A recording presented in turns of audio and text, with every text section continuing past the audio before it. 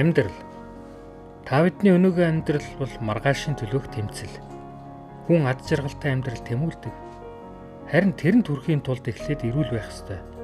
Эрүүл байх шиг үнэт баялаггүй. Ангаа ухаан эрүүл энхийг сахин хамгаалдаг.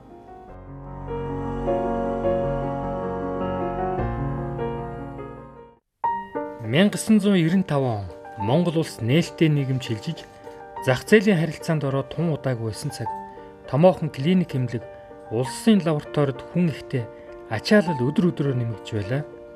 Лабораторийн хүрэлцээ бүрч муу байсан өдөө орон нутгаас ирсэн хүмүүсийг өдөр үрж хэрэгдэл учирсан их дараалал өгтөж хотын аль чимлэг ачаалал ихтэй байлаа.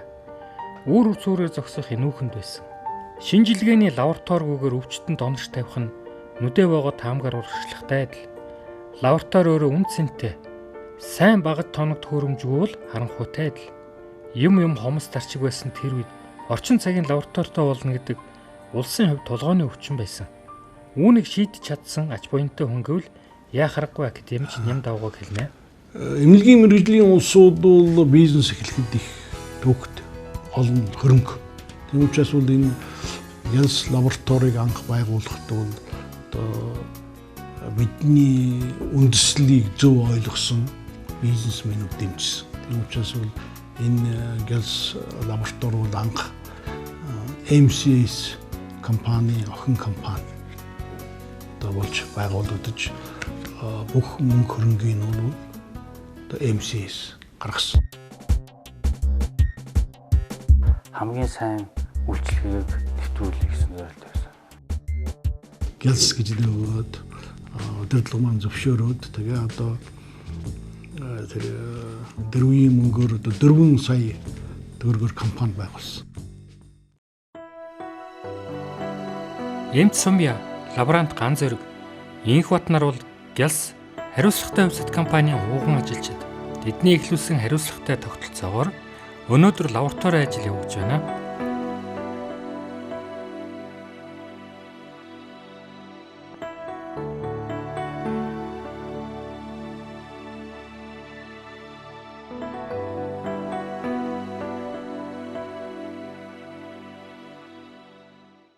In 2005 онд бид нар Орос эмнэлэг төрөөсөн байдлын үйл ажиллагаа явуулж исэн.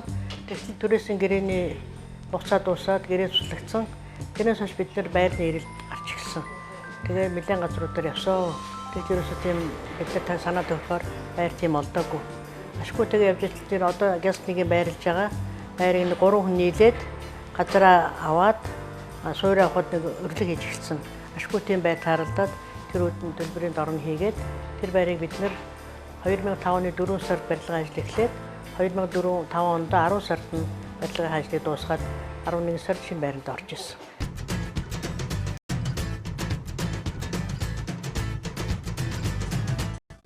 Тэгээ ер нь ингээд бодоод үзэхэд бизнесийн байгууллага гэдэг бол хүний мөнгийг аваад тэр хүнд үйлчлэг үзүүлж байгаа учраас тэр мөнгөндөө тохирсон үйлчлэгийг бид нар үзүүлэх ёстой гэсэн ойлголтыг ямар ч үсэн бихнүүд авсан. Манайд байдаггүй тэр улсуудыг оочрлуулахгүй тэр улсын эмнэлэгт оочрлоо таслагдсан хүн гүйж ирээд шинжилгээ хийхэд тэрийг гаргаад өгөх тэгэл тэр эмчтэй очиж болох. Ийм юм хийя. Гадаад очсон улсууд бол одоо тэр улсын хаашаа явах гэж тэр улсынх нь хэлээр одоо үзүүлэлтийн дэлхийд баримтлагдаг нэгжээр олж ийм зорилт.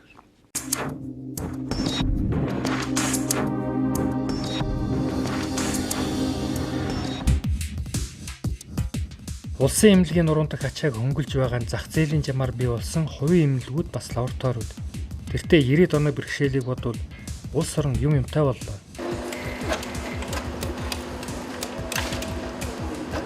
Онцлогоо шинжилгээний Гэлс төвийг дэлхийн хэмжээний ангаа ухааны төв болсон гэж хэлж болно.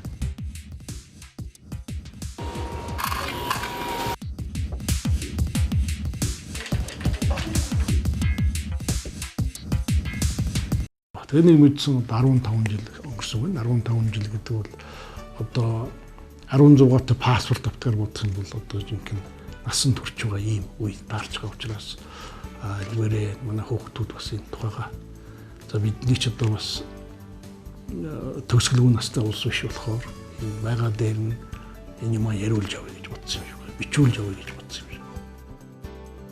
энэ компанийг үүсгэн байгуулсан 2 хүндээ бол талархал илэрхийлэхгүй байж болохгүй. Энэ 2 хүн байхгүй байсан бол эдийн зэрэгтэй компани болоод явж чадахгүй. Тэгээд энэ компанийг үүсгэн байгуулсан ээж хоёрдоо баярлалаа. Манай компани бол гэр бүлийн компани тий. Манай нөхөр үүсгэсэн. Тэгээд нөхөр өөр ажилд ороод би тэр компанийг аваад явсан, үргэлжлүүлээд явсан. Дараа нь манай 3 хүүхэдтэй. Том маань бол мэдээлэл зүйн чиглэлийн ажилтай, 2 нь бол эмч.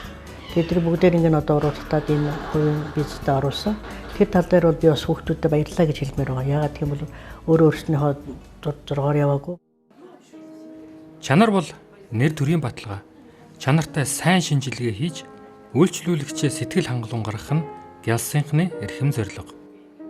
Манай хамт олон нь бол бүгдээрээ нэг хариуцлагатай шинжилгээ хийх, мөн чанартай шинжилгээ хийх талаар бүгдээрээ нэг зүтгэж ажиллаж байгаа. Өдөр болгон уруулжийнхаа чанар хугацааг хяндаг. Өдөр болгон энэ уруулжуудаа хадгалагч журмыг сагчээдэг болохоор тэр юунд бол гайгүй л байдаг л та. Нэг шинжилгээний цаана нэг хүний амнаас байгаа гэж сайн мэдээд тэрийг ухамсаралд ажиллаж байгаа.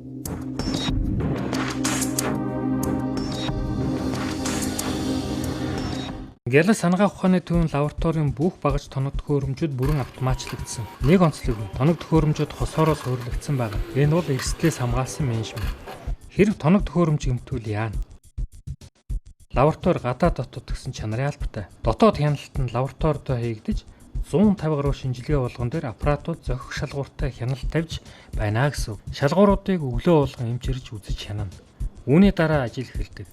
Стандарт хангаагүй шинжилгээнд аппарат ажиллахгүй. Харин алдаа заана. Энэ нь сорьц буруу, онцлогоор дутуу байх зэрэг стандарт хангагдаагүй гэсэн үг.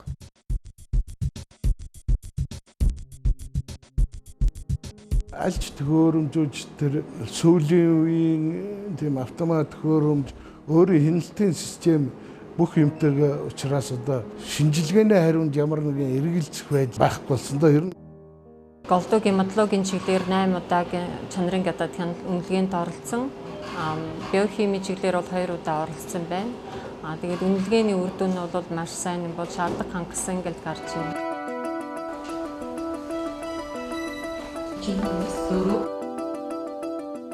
Шинжилгээ онцлогооны ажлын явцад хувь хүний нууцлыг дээд зэргээр хангасан байх ёстой. Орчин үеийн ангаа ухааны ёс зүйн үндэс юм. Энд байгаа тоног төхөөрөмжүүд тоон системээр ажиллаж байна. Нууцлалын дээд зэргийн түвшинд байж шинжилгээний хариу гарна.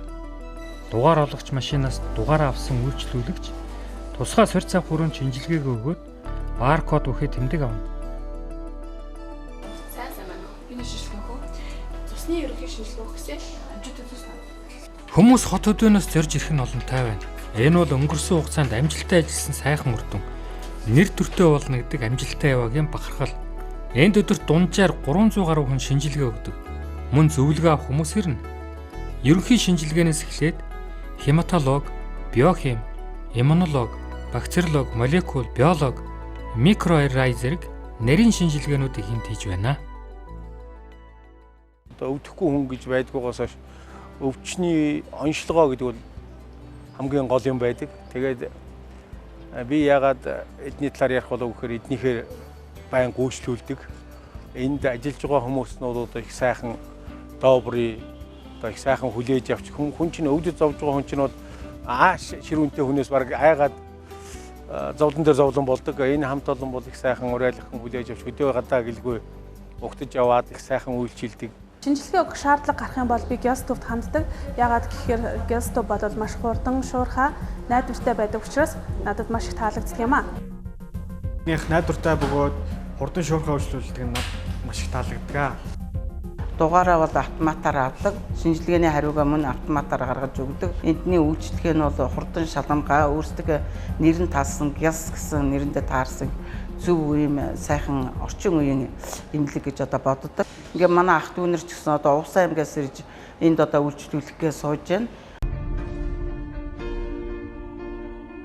Манай улсын анхны хувийн эмчлийн клиник лаборатори Гялстов. Энэ нэрийг олон түмэн сайнаар мэдэх болжээ. Лаборатори зөвхөн үйлчлүүлэгчийн нууц код бүхий бичгэл очдог. Үүнийг ямар ч тохиолдолд хөндлөнгийн хүн мэдэх арга байхгүй. Ингэснээр төлбөр хийсэн баримтынхаа зураасан код бүхий шинжилгээний хариуг хэвлэх машинд уншуулад л хариуг авдаг. Энэ манай улсад гялс төвөнхний нэвтрүүлсэн шинэ үйлчилгээ. Оюун Батамчийн уйггүй хөдөлмөрийн үр шимээр энэ төвийн ажил амжилтанд хүрсэн гэвэл үгүйх хүн гарахгүй. Үнэхээр туршлагатай чадaltaй мэрэгжилтэн. Урд нь цагдаагийн криминалистикийн лабораторийн тулгын чулуу тавьж авсан нэгэн. Монголын анхны шинжээч эмчнэрийн нэг. Өнөөдөр хэдийгээр Гавьяаныхаа амралтанд гарсан ч хүн ардынхаа эрүүл энхийн манад хүч чадлаар дайчлан ажилласаар байна. Хань бүр хүүхдийнхээ хамтаар энэ байгууллагын төлөө чадах бүхнээ зориулан яваа сайн авч явна.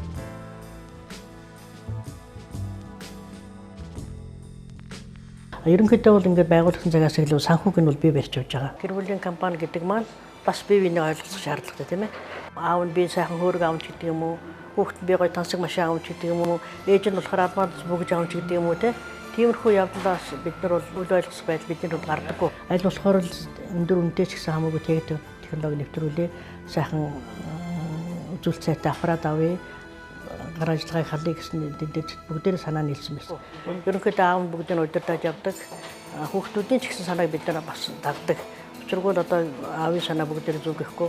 Манай том бол ялангуяа янз бүрийн идэ боловсруулдаг, янз бүрийн санаа гаргадаг. Тэрийг бас хэрэгжүүлэх гэж зүтгэдэг. Хайцсангуу энэ салбар маань бас шинээр үүсч хөгжиж байгаа. Тийм учраас бусад оронд хийж болж байгаа мөртлөө манад хийхгүй шинжилгээ шинэ юмуд бол зөндөө байгаа. Тэгэхээр биднээс айлхаар тэрийг нэвтрүүлэх тэр хүмүүс гадагшаа татгачаа явж хийгээд идэг шинжилгээг Монголдо хийх тэр үүднээс л манай бас өөрөө гарч байгаа юм.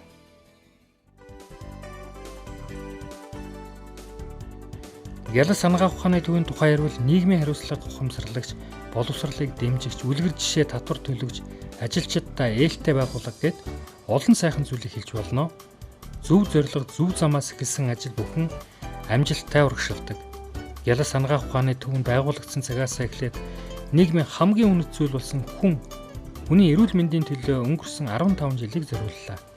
Мөн үйлчилгээний хүрээгээ тэлхийн хэрээр шинэ боловсон хүчнийг игнэндээ нэмсээр өнөөдөр 50 гаруй ажилчидтай өнөр өтгөн ам бол боллоо. Одоо бол манай компани бол 50 түнтэй болчихж байна. Үүний бараг 70-80 гаруй хувь нь бараг залуу хүмүүс байгаа. Зохион байгуулж байгаа энэ 30 хүн хаад болчих. Тэр 140 хүн болчих. Хангалт борлуулалтын албан нь бол зөвхөн лабораторийн тоног төхөөрөмж нийлүүлэх чиглэлээр дагнаж ажилладаг. Энэ үйл ажиллагаанд бол маш олон салбар ажлууд байдаг. Суйрлуулах, сургалт хийх, ханган нийлүүлэх, уруулж байцаар хангах зэрэг. Энэ хүрээндээ бол бид жил бүхэн шинэ багаж тоног төхөөрөмж нэвтрүүлсээр ирсэн.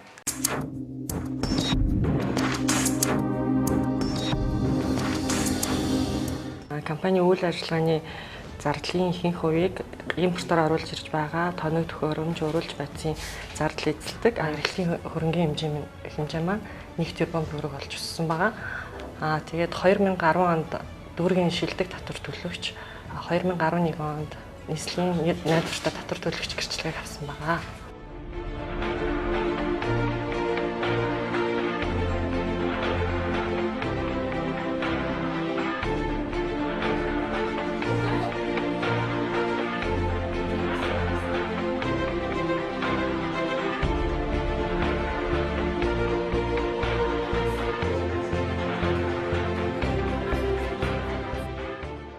Гялс төвийн ажилтнаас олон хүн дэлхийн нэртэй компаниудад очиж мэргэжил дэвшлүүлж байна.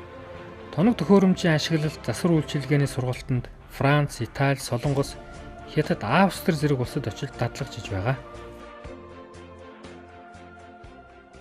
Бид лабораторийн эмч, техникч, лаборант нарыг тогтмол сургалтанд хамруулж мэргэжил ур чадварыг дэвшлүүлэхээс гадна эрдэм шинжилгээний ажлын хүрээнд судлаачид бэлтгэхийг хичээдэг. Тэгээ уг ажлын хүрээнд одоогоор манай төвөөс 2 судлаач Австри улсын Вена хотод Европта томоохон тооцогддог Австрийн технологийн институт гэдэг байгууллагад боловсрол дэвшлүүлж ажиллаж цаашдаа газ төвдөө ирж ажиллахаар бэлтгэгдэж байна. Олон улсын хэмжээнд өндрөөр үнэлэгдсэн шилдэг компаниуд гэж байдаг. Жишээлбэл Францын Биомиров компанийг нэрлэж бол тэнд урвалж, бодис, багад тоногт хөрөмж үйлдвэрлэдэг дэлхийн зах зээлд нийлүүлнэ. Энэ компанитай Гялс анагаах ухааны төв бараг байгуулагдсан цагаас эхлэн хамтран ажиллалаа. Танилттай бол талын чинээ гэдэг. Өнөө цагт гадаад харилцаа бүх талаар нээлттэй боллоо. Гялс төв дэлхийн 13 улс оронтой хамтран ажиллаж байна. Энэ ажиллагаа олон хэлбэрээр явагддаг.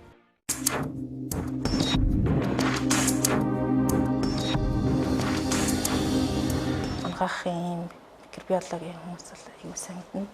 Яагаад гэвэл бактериологийн онцлогоор урвалж үйлдвэрлэх юугаар бол дэлхийд тэргүүлдэг компани байгаа. Тэдэнтэй бас харьцаад Японд байдаг төлөөлөгчийн газартай тэдний одоо энэ автомат иммун хими багж бүрэн автомат хүн ерөөсөө сорьцоод усаагаал тэрнээс цаашхыг нь бол машин өөрөө хийж байдаг. Уучин ч биднээс гараараа бүх энэ шинжилгээнүүдийг ч урвалж хийж дээрээс нь цуснасаа ийлцэн ялгаж аваад дахиад чигээл тэрийг хугацаатай харж агаад уншуулгаад тэр хариугаа баланк гэж цаасан дээр бичиж өгдөг байлаа шүү дээ. Уламжлалт аргаар бид нянг тодорхойлохын тулд нэг за хитлэгт нэг 7-8 нэг 10-аад субстрат бэлдээд тэрүүгээр нэг нянгаа нэг төрлийг нь л нэг юм тодорхойлж хэмждэг гэсэн бол API систем болохоор доотлол нь 20 субстратыг нэгтгэчихсэн. Тэгээд энэ системээр болохоор нянгаа төрлөөс гадна зүйлийг нь машинаар тодорхойлж өгдөг. 70-аад оны дунд шал өөр зарчим шилжчихсэн. Ерөөсөө тэр микроскоптгүйгээр одоо физикийн зарчим дээр үндэслээд маш нарийнхан капилляраар цус урсгахаар дотор нь явж байгаа. Тэгээд нэг талаас нь гэрэл тусгаад нөгөө талаас нь фотоэлементээр тоолохдвол одоо ердийн лаборантын одоо 2 цаг хийдэг ажил ерөөсөө 2 секунд